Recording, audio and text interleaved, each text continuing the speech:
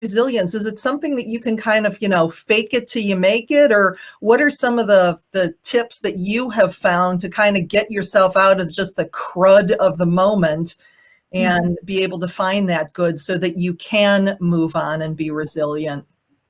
The one thing that I suggest, and some people are more resilient than others, and life has made some people more resilient than others.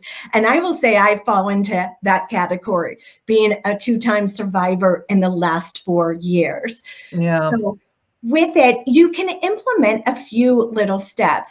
The one technique that I always share, it doesn't matter if it is a sales program I'm giving or a resilient program, and it is called Flip It. And it is taking, when you hear that negative comment or that head trash going on inside your head, stop immediately and then grab a piece of paper, and then the left column, and put a line down the middle of the paper, and the left side, write down that negative comment, and then in the right side, flip it. How can you turn that into a positive? So that's one technique. Another one is, if you are stuck in the problem, stop immediately thinking about the problem and ask yourself a question. Ask, what can I do right now with what I have? And that engages our brain now into a solution. So we're now being proactive rather than reactive. Yeah. Those are two easy techniques that anybody can implement immediately.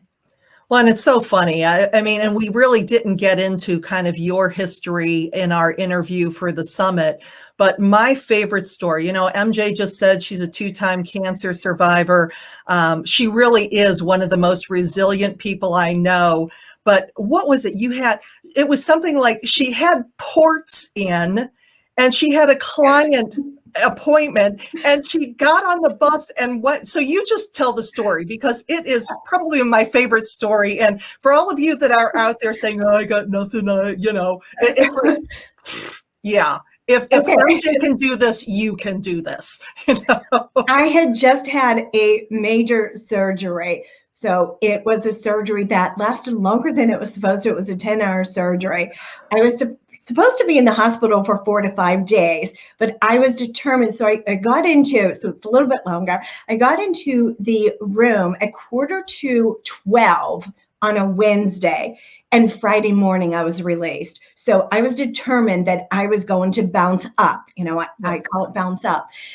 So 2 weeks later, I had a client meeting, and I was not going to cancel it. And I came home from the hospital with, and I hope my children are not listening to this, because I stayed with my son and daughter-in-law, who was actually taking care of me. I had 4 drains.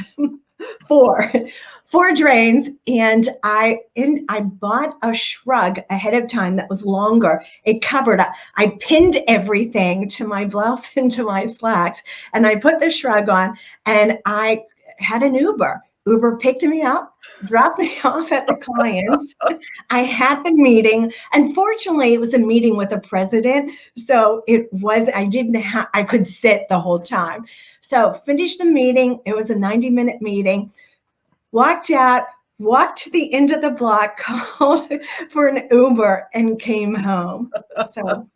So that's what I'm saying. It's just, sometimes we get into the muck of the moment with everything going on, and we're like, I just can't find resilience. You can. Yeah.